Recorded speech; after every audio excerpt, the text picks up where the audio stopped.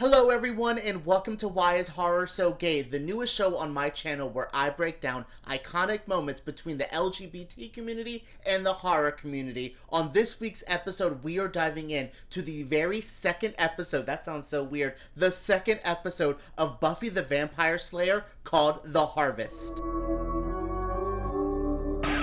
This episode picks up right where our last one left off. Our Slayer is in a very precarious position. Buffy is in danger. You in danger, girl. Yes, the big scary Luke was about to chomp down on her neck, but thankfully something stops him from doing so, and it burns his crusty ass in the process. Now that Luke has mysteriously disappeared, Buffy goes to find her friends, all of them having ran into the graveyard to save themselves, only for the group to run into a gaggle of vampires. Thankfully, Buffy comes at just the right time to save Xander and Willow. Oh yeah, and Darla nabbed Jesse, but again, who the hell cares? Girl, and then Buffy has the audacity to look off into the distance and go, Jesse.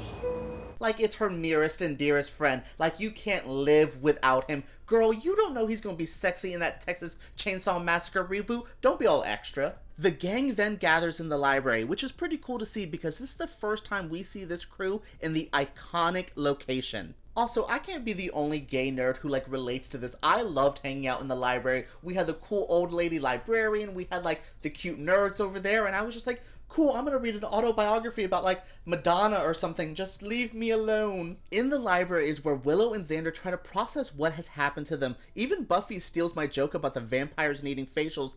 No, those weren't vampires. Those were just guys in thunder need of a facial. See, great minds think alike. This is a great scene where we see Buffy talk them down and go through all the stuff that she has gone through in her life and kind of go, oh yeah, you're gonna think it's this, this, and this, but it's not. It's vampires, just accept it. And I really like this moment. We got to see them build up as friends. We also got to see all of Buffy just being like, hey, I'm the old veteran here, let me explain it to you newbies. Oh hey, we haven't seen him all episode, let's go see what the Master is doing. I'm your faithful dog.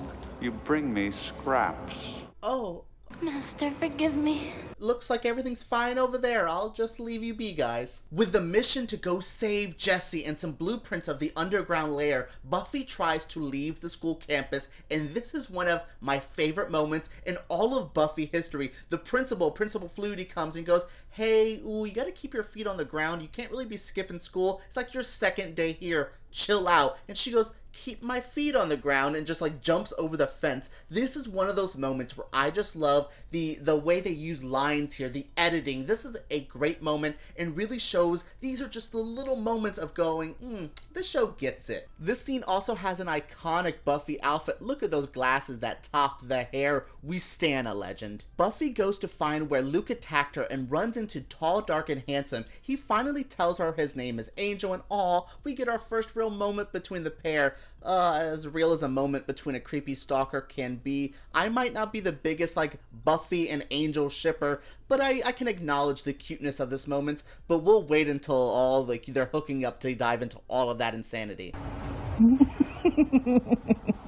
While back underground, Buffy is joined by Xander in their hunt for Jesse and the vampire lair. This is actually a great moment of friendship building between the two, and we get some great vampire mythos of the Buffy the Vampire Slayer universe. Crosses, garlic, stick to the heart.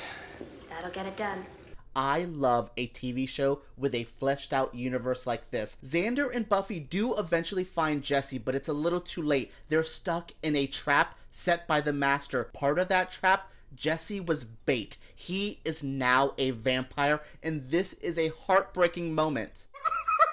Bitch, I don't give a fuck! Yes, the Master was using Jesse as bait to lure Buffy and her friends down here to kill them. Buffy's smarter than that, and while Xander is not dealing with it well, she manages to get them out of there back to the library where they can let Willow know the sad news. Not too surprising, but Xander is not taking the news well, and we really get him hating vampires. Now, thankfully Willow's a little bit more level-headed, and they all figure out that the harvest is happening at the Bronze tonight.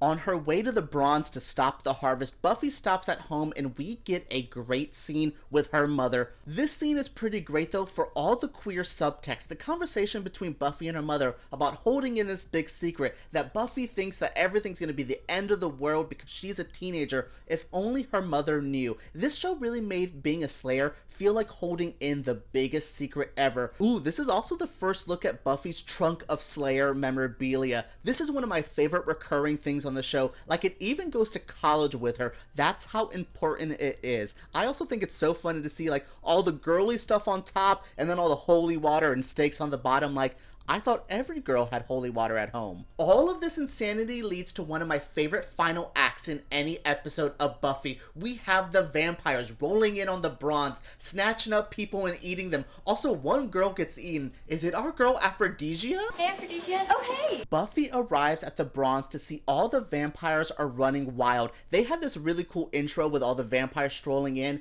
slow motion like they were in the craft and start killing people. Legit. 2 episodes into Buffy and the whole town is exposed to vampires and students are dying. Yo, this show does not play. All hell breaks loose once Buffy figures out that Luke is the vessel. We have Xander killing Jesse. Yay! But he also feels sad about it. Boo! Willow saves Giles from Darla, which is awesome and really shows the bond forming between those two. I am such a big fan of the Willow and Giles friendship. Buffy then faces off with Luke and really gives that man the business. I get an iconic sassy Buffy line.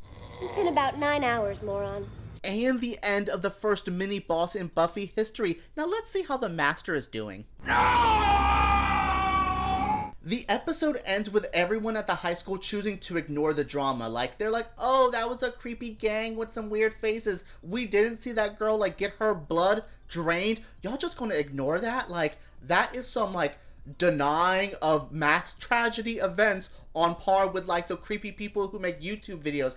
I love this ending though. I think this is so funny where the whole school's choosing to forget it, but we have the core group of people who will never forget the wild ride. Now we have Xander and Willow and kind of Giles joining in on Buffy to do these crazy missions, and it's so cool. Our little Scooby gang is together and Giles delivers an iconic line.